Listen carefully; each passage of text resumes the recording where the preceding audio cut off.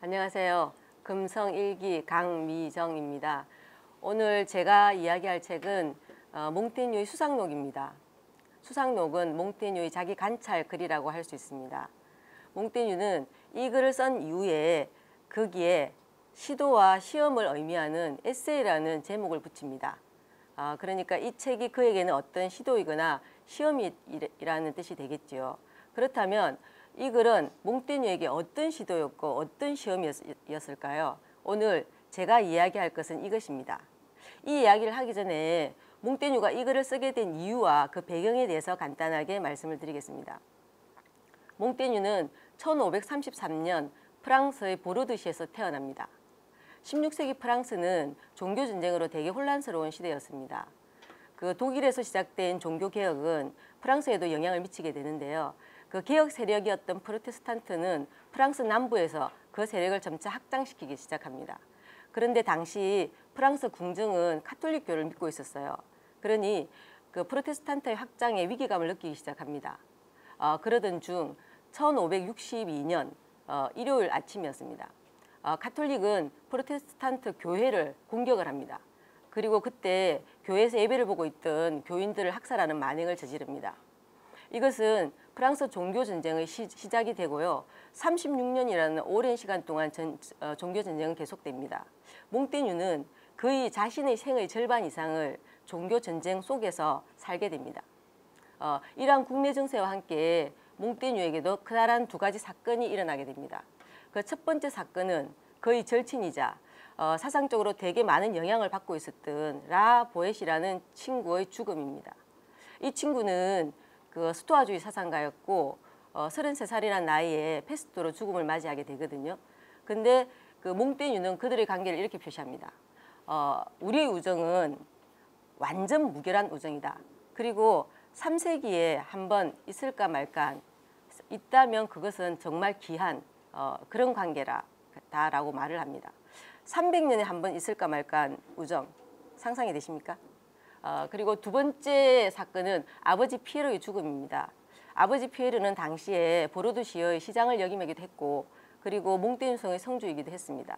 무엇보다도 몽테뉴가 자유로운 정신의 소유자일 수 있었던 것은 아버지 피에르의 교육 덕분이었습니다. 아버지 피에르는 인문주의 사상을 지지하고 있었고 그리고 강압에 의한 것보다는 자신의 자유와 그리고 의지와 욕망에 의해서 자유롭고 즐겁게 공부하기를 원했습니다. 이 두 사람의 죽음은 몽테뉴에게는 아주 크다란 충격이었고 오랫동안 그들을 그리워하며 그것을 에세이로 남깁니다. 그리고 당시에 몽테뉴가 근무하고 있었던 보르도시의 고등법원에 몇 가지 사건이 일어나게 되고 몽테뉴는 결국 13년 동안 다녔던 법원에서 퇴직하기로 결정을 합니다. 그때 그의 나이가 38이었거든요. 38살에 어떤 일을 그만둔다는 것은 좀 이런 감이 있긴 했지만 그는 나머지 삶은 오직 나를 위한 삶을 살겠다라고 선언을 하고 그의 집인 몽테뉴 성으로 돌아가게 됩니다. 몽테뉴 성으로 돌아간 그는 정신을 자유롭게 하면 시간이 지날수록 자신의 정신이 보다 더 성숙해지리라는 기대를 하고 있었습니다. 그러나 시간이 흐를수록 그의 정신은 터무니없는 망상과 환상에 시달리게 됩니다. 그는 그 정신의 터무니없음과 기괴함을 관찰하고 그것을 나중에 자기의 정신이 그것을 보고 부끄러이 여기기 하기 위해서 그것을 기록하기로 결정을 합니다. 그것이 바로 수상록입니다. 그는 이 글은 머릿속에 떠오르는 것은 무엇이든지 가리지 않고 나의 타고난 재능으로서 내려간 글이다라고 말을 합니다. 이런 글을 보통 수필이라고 하거든요.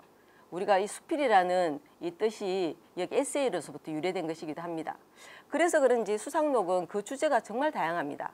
예를 들면 냄새라든지 술주정이라든지 거짓말에 대해서라든지 심지어는 환자를 흉내내지 말 것에 대하여와 같이 일상적이고 소소한 주제들과 또한 삶이나 죽음, 영혼, 정신과 같은 아주 철학적인 주제까지 그 분포가 다양합니다. 그래서 수상록을 읽으면 되게 재밌습니다. 거기다가 되게 다양한 사례들이 많기도 하고 그리스 로마 시대의 그 철학자들의 명언이 곳곳에 잘 배치되어 있어서 그 재미를 더해주기도 합니다.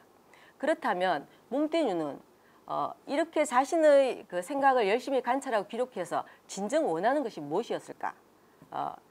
궁금하시죠? 그는 되게 자유로운 사람이었고 자유롭고자 했어요. 그리고 어떤 곳에도 구속되거나 애속되기를 원치 않았습니다.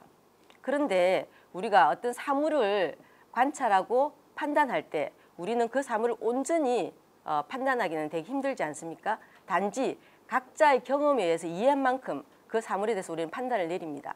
몽테뉴는 자신의 판단에 자신이 고정되기를 원치 않았어요. 그래서 그는 질문합니다. 내가 무엇을 알고 있는가라고. 이것이 몽테뉴 자신의 판단에 대한 시험입니다. 그는 자신의 판단에 의혹이 생기거나 불확실하다면 언제든지 굴복할 수 있다. 그리고 내가 타고난 나의 천성인 무지에 대해서 난 언제나 굴복할 수 있다. 오늘이라도 나의 판단에 잘못이 있다는 것을 내가 알게 된다면 나는 변할 것이다 라고 말합니다. 이것이 자신의 판단에 대한 몽테뉴의 태도였습니다. 실제로 몽테뉴가 에세이를 쓰는 초기에는 그는 그 스토아주의 사상이 병도되어 있었거든요. 우리의 이성으로서 영혼을 단련시키면 그 영혼에 의해서 육체적인 어떤 힘을 제어할 수 있다는 스토아주의에 동조하고 있었던 거죠. 그러다가 어느 날 그는 외출을 했는데 외출을 했다가 말에서 떨어지는 큰 사고를 당하게 됩니다. 그 사고로 심각한 신체적 손상을 입게 되고 그는 거의 사경을 헤매다가 회복되는 그런 사건이 일어나게 됩니다. 이후에 그는 이 사건을 에세이로 기록하게 되거든요. 그런데 그때 그가 깨달은 것이 무엇이었냐 하면 당시에 육체가 심각하게 손상을 당하니까 정신도 아무 활동을 할 수 없더라라는 걸 깨닫게 됩니다. 그러니까 스토아주의 사상은 육체가 정신에 매여 있기 때문에 언제나 정신에 의해서 육체가 제어할 수 있다고 이야기를 했는데 실제로 자기의 경험을 보니까 그것이 아니더라는 걸 깨닫게 된 거죠. 그래서 그는 스토아주의 사상에 의문을 제기하게 되고 결국 스토아 사상을 떠나게 됩니다. 그렇다면 그 이런 시험들은 결국 어디를 향해 있었을까요? 그는 이런 말을 합니다. 세상에서 가장 위대한 경험은 자기가 저 자신임을 이해하는 것이다. 자기가 저 자신임을 이해하는 것. 결국 몽테뉴의 내가 무엇을 아는가? 라는 질문은 마지막에 몽테뉴 자신이 있었던 것입니다. 16세기에 자기 자신을 이야기한다는 것, 그것은 정말 특별한 일이었거든요. 그 당시에는 아직 자아의 개념도 없었고 그리고 그 인간의 어떤 개인이 존중받을 수 없는 혼란스러운 전쟁의 시대였기 때문입니다.